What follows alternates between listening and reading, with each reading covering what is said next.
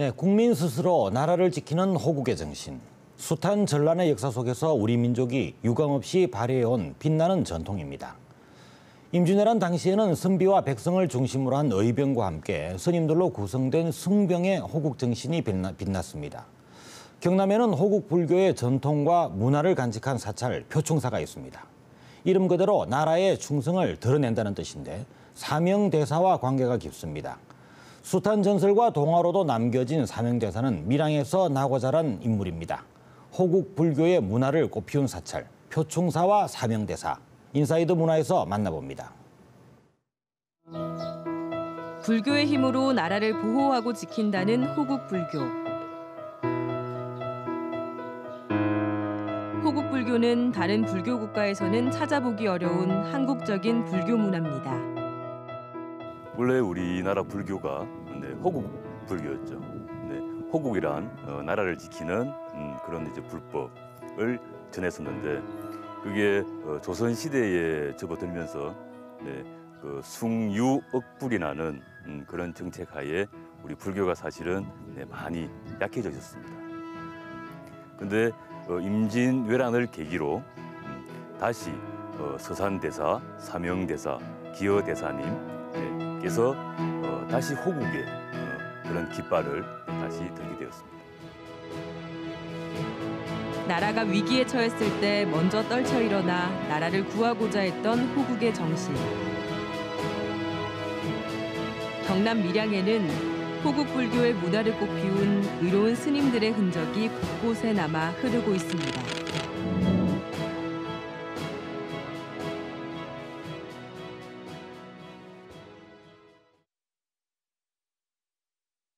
표충사는 임진왜란 당시 조국을 위해 승병을 일으켰던 사명대사의 호국성지로 불리는 곳입니다.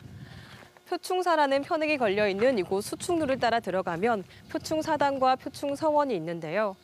불교와 유교적 문화가 공존하고 있어서 독특한 문화를 만날 수 있는 곳입니다.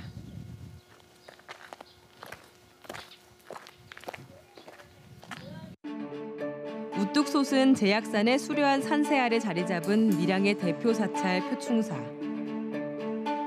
1300여 년의 역사를 가진 표충사는 신라 무열왕 원년인 654년 원효대사가 중림사라는 이름으로 창건한 사찰입니다. 그 후 여러 차례 이름이 바뀐 끝에 지금의 표충사가 됐습니다. 표충사는 조선시대의 고승 사명대사와 깊은 관계가 있습니다. 1839년도에 사명대사님의 8대 법손인 월파당 천주선사께서 방장으로 계실 때 지금 무안면에 있는 사명대사님 그 생가지 쪽에 있는 사당을 이쪽으로 옮겨오면서 표충서원과 표충사당으로 여기에 이렇게 옮겨오면서 절 이름을 표충사로 바꿔 부르게 되었습니다. 표충서원은 임진왜란 때 큰 공을 세운 서산, 사명, 기허 3대사의 충절을 기리기 위해 세워졌습니다. 표충사는 유생들을 교육하고 성현들을 제사 지내던 서원과 사당이 사찰의 영역 안에 있어 불교와 유교가 한자리에 공존하고 있습니다. 표충사당 안에는 3대사를 그린 진영이 나란히 걸려 있는데요. 임진왜란 때 의성병장으로서 큰 활약을 하신 중앙에는 사명대사님의 진영을 모셔놓고 오른쪽에는 사명대사님의 스승이신 서산대사님의 진영을 모셔놓고 왼쪽에는 같은 그 사명대사님과 도반이신 기어대사님의 진영을 모셔놓고 이렇게 3대사님의 진영을 이렇게 모셔놓고 1년에 2번씩 향사를 지냅니다. 표충서원의 맞은편에는 호국 박물관이 있습니다. 이곳에서는 사명대사의 유품을 확인할 수 있는데요. 사명대사가 입었던 장삼과 몸에 지녔던 염주 등 400여 년의 세월을 뛰어넘는 사명대사의 흔적을 느낄 수 있습니다. 사명대사는 임진왜란 당시 세운 공으로 형조판서 등의 벼슬을 받았고 그 기록은 교지로 남아 있습니다. 평양성 탈환전투, 건율과 함께 어령에서 왜군을 격파한 전공을 당상간 위계를 받은 교지들. 이 유물들은 임진왜란 당시 사명대사가 펼친 구국의 활약상과 업적을 알 수 있는 귀중한 자료로 평가받고 있습니다. 표충사에서 차로 1시간가량 떨어진 곳에는 사명대사의 출생지인 생가가 복원돼 있습니다. 사명대사는 1544년 밀양 무안면 고라리에서 태어나 출가하기 전까지 이곳에서 어린 시절을 보냈습니다. 여기는 사명대사가 탄생하신 곳입니다.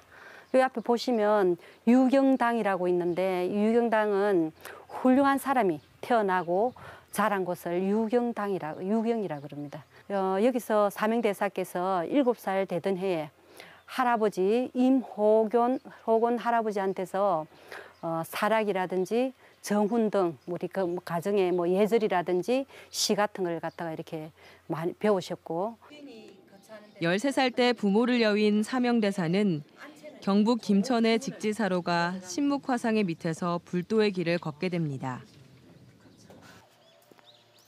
사명대사 생가지 옆에는 기념관이 있습니다. 기념관에서는 사명대사의 생애와 업적을 확인할 수 있는데요. 여러 명산을 다니며 수행하던 사명대사는 49세가 되던 해 금강산 유점사에서 임진왜란을 맞게 됩니다.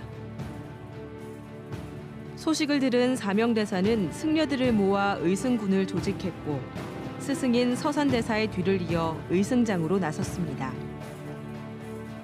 2천여 명의 의승병을 이끌며 빼앗겼던 평양성을 탈환하고 수락산 대첩에서 큰 공을 세우게 됩니다. 뿐만 아니라 사명대사는 전쟁 이후에도 뛰어난 외교력으로 큰 활약을 펼쳤습니다.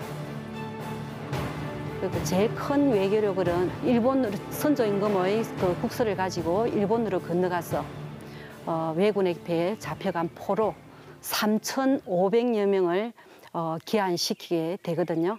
그때 당시에 이제 그 강화회담을 잘 이루어서 하호를 잘 이루어가지고 260여 년 동안 그 일본과 우리가 평화와 문화 교류를 이루어 왔는데 사명대사의 높은 뜻을 기리기 위해 세워진 표충비 역시 빼놓을 수 없는 유적지인데요.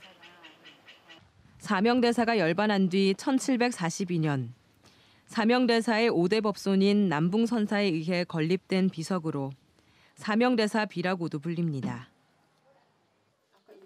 표충비 앞면에는 사명대사가 이뤘던 업적이, 뒷면에는 서산대사의 행적, 옆면에는 표충사닥이 사획된 경위 등 3가지 내용이 담겨 있어 삼비라고도 불립니다.